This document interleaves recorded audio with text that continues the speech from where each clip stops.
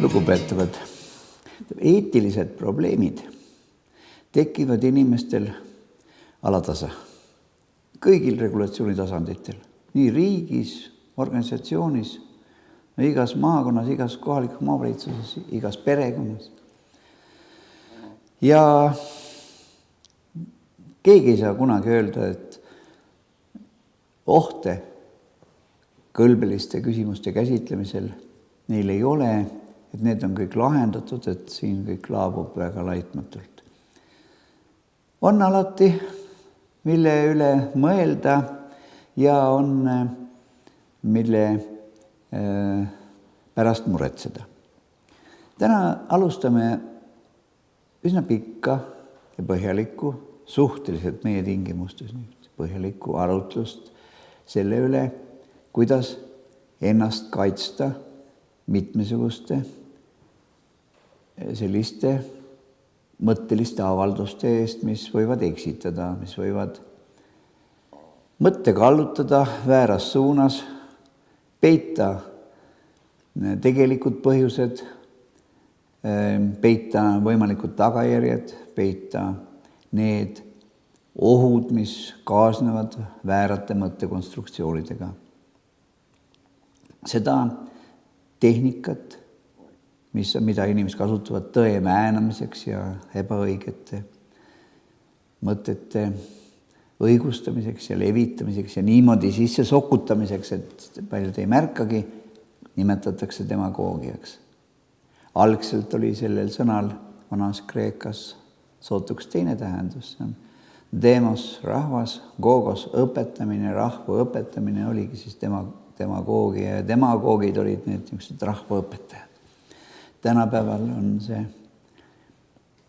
selle mõiste tähendus kõvasti muutunud ja tähendab niisiis, kordan, tõe väänamise tehnikat. Läinud sajand oli rikas demagoogide poolt, ütleme siis eriti rikas.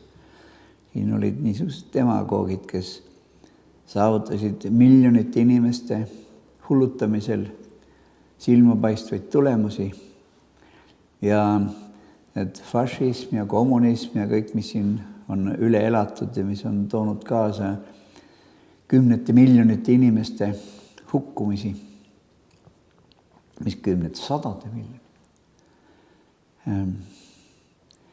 on jätnud meile siiski ka niisuguse pärandi, mis lubab tänapäeval öelda, et inimesed olge valvsad. Demagoogiat on vaja tunda. Mitte selleks, et ise demagoogitseda, vaid selleks, et ennast ja teisi inimesi kaitsta demagoogide rünnakute eest. Me vaatame allpool 100 demagoogia võtet läbi. Tõsi, suurusjärk on õige, aga neid võtteid on tegelikult natuke rohkem. Me ei saa kuidagi öelda, et üks võte on nüüd tähtsam kui teine, ehkki nende esinemissagedus on erinev. Mõnda võtet kasutatakse haruharva, teine on risti-põiki kogu aeg kasutusel.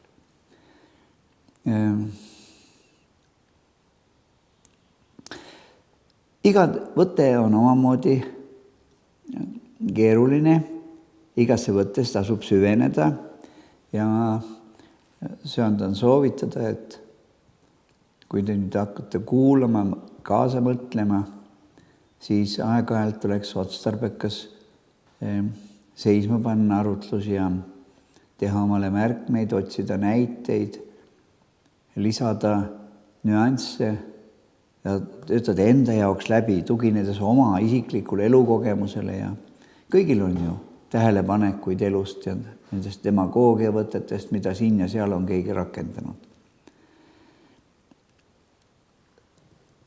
Autor ei pretendeeri sellele, et esitada täiuslik ülevaade. Ma arvan, et seda ei olegi kuskil.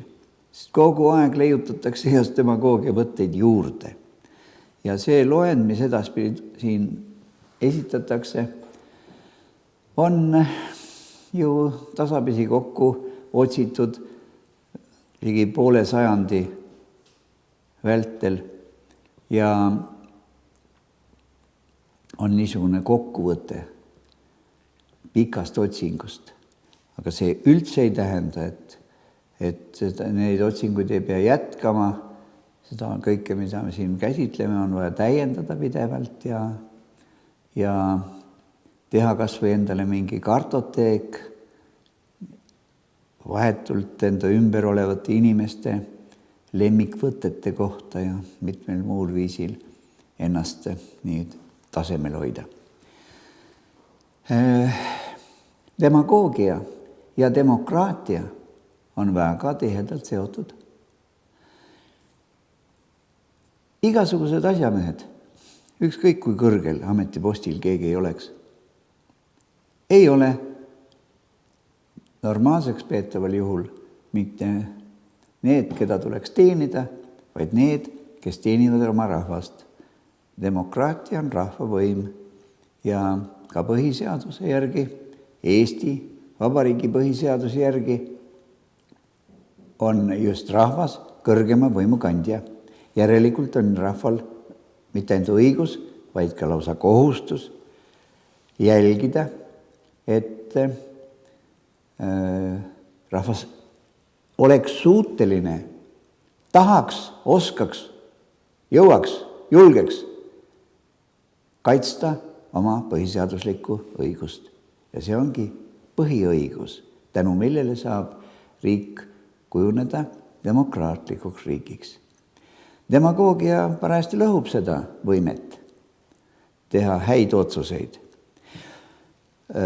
Otsused ei saa rumalad olla. Rumalad on sel juhul otsustajad. Otsus on lihtsalt halb, vale.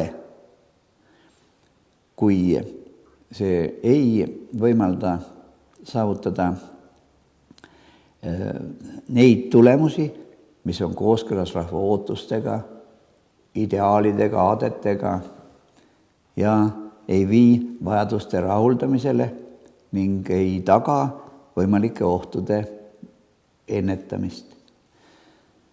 Iga otsus võib olla ohtlik, kui sellega kaasnevad protsessid, mis lõhuvad rahva ühtsust, rahva võimekust, rahva oskusi ette näha ja ära tunda võimalikke ohte.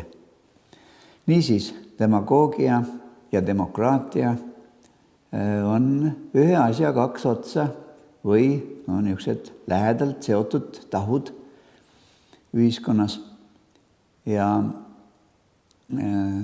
demokraatlik ühiskond saab tekkida ainult juhul, kui inimesed on küllalt kompetentsed, asjatundlikud, ütleme ilusti emakeeles. Kui nad suudavad, julgevad, tahavad oma mõtet sõnastada, avalikult välja öelda ja kaitsta. Ning niisiis on küllalt haritud selleks, et aru saada, mis toimub, on küllalt informeeritud sellest, et ette näha ja ära tunda ning küllalt kogenud samuti. Jutt ei ole haridusest või haritud olekust, informatsioonist või informeeritud olekust ja ka kogemustest ja kogetust. Jutt on hariduse, informatsiooni ja kogemuse ühtsusest. Need kolm asja, ma panen sõrmed natuke naljakalt niimoodi, kolm mõõdet tekib, eks ole. Haritus, informeeritus, kogemus, aga see, mis väärtuses kujuneb, on nende kolme asja ühtsus. Rääkida saame kolmest eraldi, aga vaja on saavutada nende koostoimet. Siis on hästi. Ja sel juhul tunneb inimene oma peaga ise ära igasugused demagoogia võtted ja demagoogid. Me võime siin ju loengus käsitleda neid võtteid kõiki ja puha. Ja inimene teab neid, kujutame ette, et teab. Kujutame ette, et saab aru ka.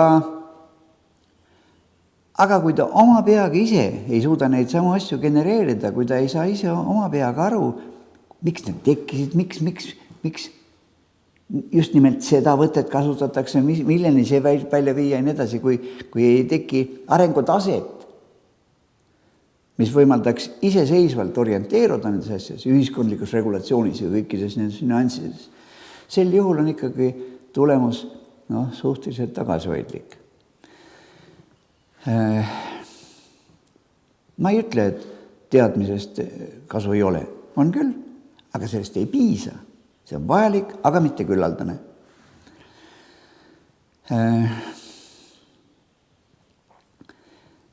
Demagoogia võtteid me jagame siin kursuses 3 ossa. Esimeses osas käsitleme neid võtteid, mida võiks kutsuda üldvõteteks.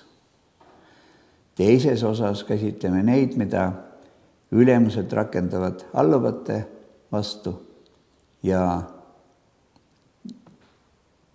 kolmandas, mida alluvad rakendavad ülemuste vastu, võib-olla ka vastupidi, mis vahet ei ole, ükskõik. Tähtis on, et me neid kuidagi liigitaksime ja saaksime aru, mis millal domineerib, miks ühte või teist võtet üldse kasutatakse, kes keda keerata soovib. Juhul, kui neid võtteid tuntakse ja demagoogia võtte kasutamine kutsub esile nende inimeste naerupahvaka, kelle peal seda rakendada püütakse, siis need võtted ei ole kasutatavad ja seda olekski tarvis saavutada. Mõnikord tundub, et aga kuidas siis üldse asju ajada, kui neid võtteid ei kasuta. Inimesed on demagoogiast sageli nii läbi imbunud, et nad ei pane enam tähelegi, kuidas petetakse. Muidugi sõltub kõik eesmärgist. Kui inimene teenib ausat ja õiglast eesmärki, siis on tarvis tõepoolest ju saavutada, et inimesed saaksid sellest aru, soostuksid, nõustuksid, tuleksid kaasa, aitaksid kogu oma jõuga kaasa nende eesmärkide saavutamisele. See on ju väga kena, siin pole halba midagi. Jutt on ainult sellest tõesti, mida taotletakse. Kui taotletakse inimeste kallutamist väärate eesmärkide saavutamiseks ja väära orientatsiooni loomiseks, sel juhul on asi halb. Kui taotletakse igati kõlbeliselt korrektseid eesmärke, seda, mis on inimeste vajaduste ning kultuuriseostega kooskõlas, meie Eesti kultuuri väärtuste, normide, müütide, tabudega kooskõlas, siis on hästi. Nii et probleem iseenesest inimeste jaoks ei ole nendes võtetes, vaid kõlbelises tagamaas, mis nende võtete taga on.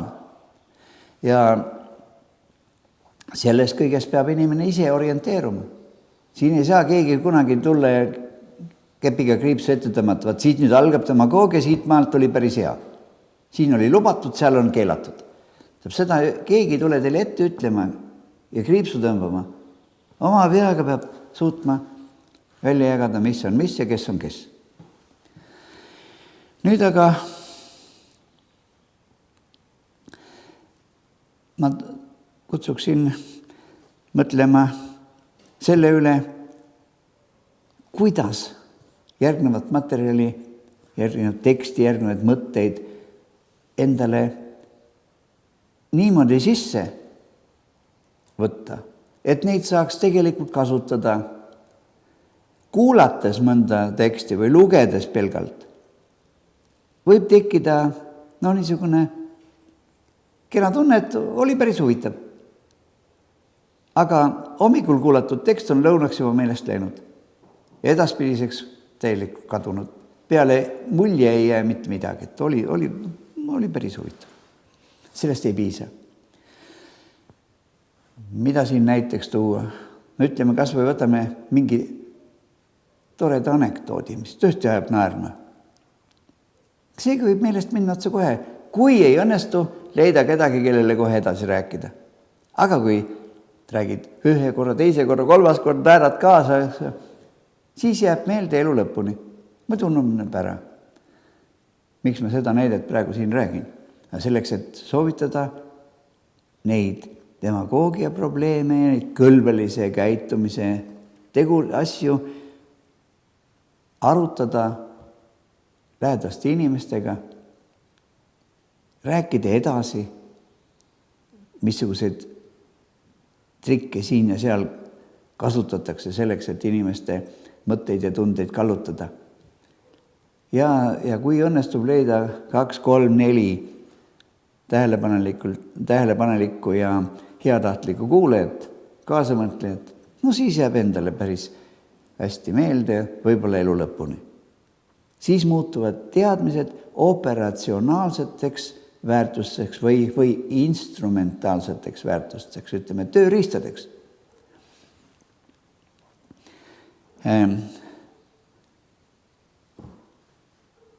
Ega selles kõiges ei ole midagi uut ja erilist, uskumatut ja uudist.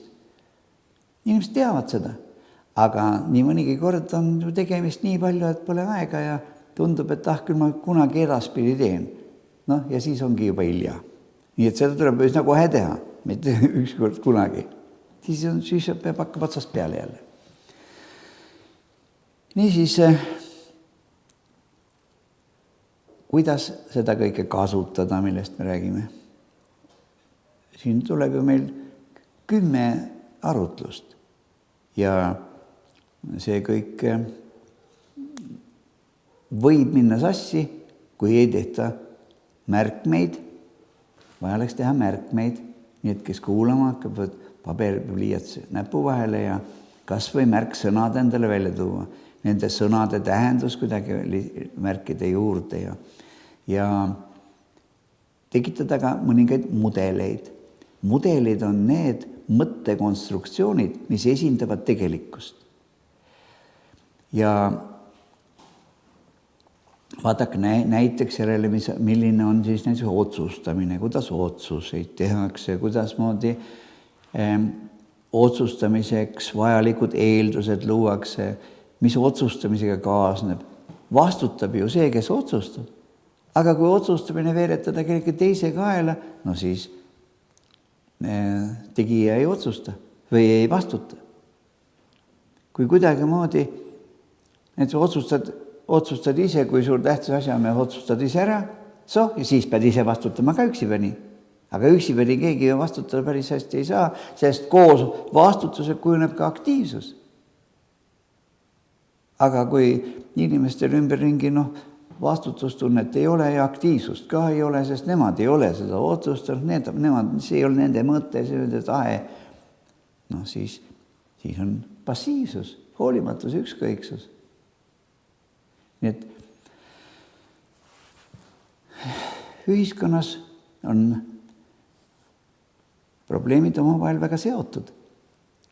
Ja ma ütlesin praegu sõna probleemid ja nüüd tekib küsimus, kus need probleemid asuvad. Probleemid asuvad ainult inimeste peas, teadvuses. Väljaspool inimesi tegelikkuses probleeme pole. Ja see, mis ühele on probleemiks, võib teisele inimesele olla niisugune asi, meil üldse pole mingi probleem, selge. Aga probleem ja see kõlbeline käitumine kui probleem tekib meil alles siis ja ainult siis, kui meil on peas kujutlus sellest, mismoodi peaks olema, mismoodi oleks hea, mismoodi oleks normaalne. Ja kui me näeme, kuidas tegelikult on, ja see ei ole kooskõlas meie kujutlusega sellest, mis peab olema, siis on probleem, kui meil ei ole ükskõik. Niisiis probleemi nägemiseks peab olema vähemalt 3 eeldust. Esiteks me peame teadma, kuidas on, teiseks peame teadma, kuidas peaks olema, kuidas oleks normaalne, kuidas demokraatlikus ühiskonnas oleks vajalik ja 3. aktiivne suhtumine sellesse vastuolusse tegeliku ja vajaliku vahel. Niisiis igasugune inimsuhtlemine ühiskonnas, perekonnas, organisatsioonides, igal pool kujuneb inimestele probleemiks ainult siis, kui nad on küllalt talitud, informeeritud ja kogenud, kui nad teavad, mismoodi peaks olema ja teavad ka seda, kuidas tegelikult on. Kui nad suudavad ette näha igasuguse tegevusega kaasnevaid võimalikke tulemusi ja tagajärgi. Ja võt selleks, see ongi haridustase. Kui see kõik õnnestub, kui meil õnnestub kujundada ja ka õpetajatel koolis näiteks ja igal kultuuriasutustes, igal pool, ka massikommunikatsiooni vahenduse ajakirjandusel ja nii edasi, õnnestub rahvast hoida tasemel, kus ta on suuteline ilusti orienteeruma ja nägema. Sel juhul, ma arvan, ka meie kursus aitab sellel kõigele pisut kaasa ja kokkuvõttes võib inimesi õnnitleda. Kui see kõik aga ei õnnestu, no mis siis teha? No siis tuleb avaldada kaastunnet, no ei tea. Ega mitte keegi, mitte kuskil, mitte kuidagi ei saa panna inimestele pähe haridust. Ei saa panna pähe teadmisi, ei saa panna pähe oskusi. Need kujunevad. Ja see hariduse andmise juttu, mida räägitakse ka üsna sageli, et üks kool annab ikka parema hariduse kui teine ja ülikooli haridus. Ja see on vitsaga vee peale kirjutatud jutud. Haridust ei saa anda, mitte keegi, mitte kuidagi, mitte kuskil, mitte mingil juhul haridus anda. Mõeldamatu. Võimalik on sättida nii, et inimene kujuneks haritud inimeseks. Ja võimalik on sättida nii, et inimesel oleks huvi enda ja enda ümbritseva maailma vastu, teiste inimeste vastu.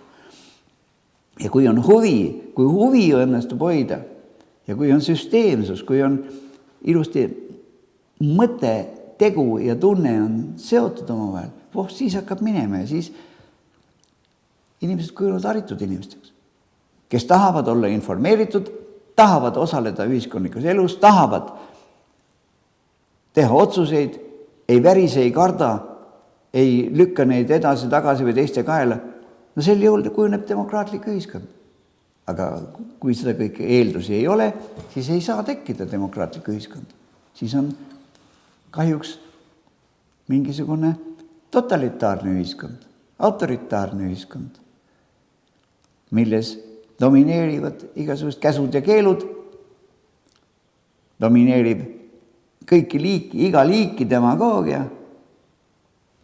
Paarkümmend aastat tagasi, kus küsite, seltsimehed, kes on selle poolt, et niimoodi teha? Palun tõsta käega märku anda, kõik tõstavad kätt. Igaüks mõtleb, no mida küll nüüd teha? Tegelikult ei ole üldse poolt, aga vastu, kes on vastu? Mitte kedagi, mitte ühtinge. Kes on erapooletu? Mitte kedagi. Kõik on poolt. Käe tõstmise järgi just nagu oleks kõik poolt. Kui õnnestuks vaadata, mis inimeste peas on, kõik vastu. Aga ütelda ei saa, sest siis tuleb nii palju ebameeldivusi. Siis, mis siis kõik juhtub, kui keegi tõstab kätt, et tema on vastu? Siis ei ole otsa ega äärt need ebameeldivusi. Järelikult tõsta kätt ole poolt ja see on konformsus, mis kujuneb inimestel. Sel juhul demagoogia võtetel on oma koht ja vajadus ja siis ongi üks suur demagoogitsemine hommikust õhtuni. Nii et demagoogia levik tegelikult iseloomustab ühiskonna kvaliteeti. Ühiskonna kvaliteeti, mis ilmneb inimeste arukuse, nende tõe otsingu, nende iseseisvuse, nende julguse, nende tulevikutunnetuse ja kultuuriseose ja vastutustunde, aktiivsuse ja nii edasi kohta. Kui see kõik on väga nõrk ja puudulik või niisugune varjatud ja peidetud, siis on ruumi demagoogitsemiseks küll ja ühiskond läheb ainult põhja poole, läheb alla, käib alla. Organisatsioon käib samamoodi alla, perekond käib alla ja varisemine, kokkuvarisemine on ainult aja küsimus. Nõukogude ühiskond varises kokku ja täiesti arusaadavatel põhjustel. Muidugi ilmneb see kõlbeline allakäik ka majanduses ja siis majandusteadlased ütlevad, et majandus oligi allakäigu peamine põhjus ja lagunemise põhjus, aga sama palju on alust öelda ka, et lagunemine oli tingitud kõlbelisest allakäigust ja kõlvatu käitumise domineerimisest. Moraalil on tähtsus igas ühiskonnas, ka meie ühiskonnas, mitte ainult nendes, millest on nüüd õnneks ainult mälestus veel ja seegi tasapisi kustumas. Moraalil on tohutu tähendus igapäevases elus, igapäevases inimsuhtlemises, sõpruses, koostöös, igal regulatsiooni tasandil. Seega ma tahaks öelda, et algav kursus, demagoogia kursus või demokraatia ja demagoogia kooskäsitlemise kursus on põhimõtteliselt tähtis ja võimaldab inimestel ennast vaadelda, oma lähemad tuttavaid analüüsida, vaadata ja ma loodan, et igaüks leiab siit enda jaoks olulist ja see oluline võib teisel inimesel olla hoopis teistsugune. Ma ei ütle, et keegi siin minu asemel või ükskõik kus teab igal juhul ja alati, mis on õige, mis on vale. Aga seda ka ei saa öelda, et keegi ei tea midagi.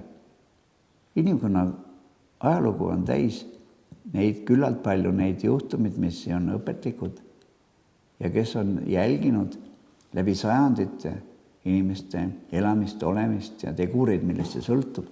See saavutab taseme, kus ta suudab ära tunda ja ette näha, mis ongi hariduse mõõt. Ja seda soovin kõigile. Niisiis soovin head kuulamist edasi, kaasamõtlemist, märkmete tegemist, arutamist oma lähedaste inimestega ja enese harimise programmi loomist. Ükski õpe ei saa olla ammendav, iga õpe on vaid eelduse loomine edasiseks enesetäiendamiseks ja see enesetäiendamine kestab elupäevade lõpuni ja annaks õnne meil kõigil olla pidevalt enesetäiendamise teel. Täiskasvanute õpe ei ole sugugi vähem tähtis kui lasteõpe koolis. Koolis lapsed õpivad selleks, et saavutada arengutase, millel nad on suutelised ennast täiendama kogu elu, igas eluvaldkonnas. Ja inimene, ühiskond, grupp, perekond, kollektiiv ja selle tegutsemine kui mehhanism ühiskonna ja kultuuri edendamisel ei ole vähetähtis. Jõudu sees kõigeks soovides lõpetame esimese arutluse. Aitäh!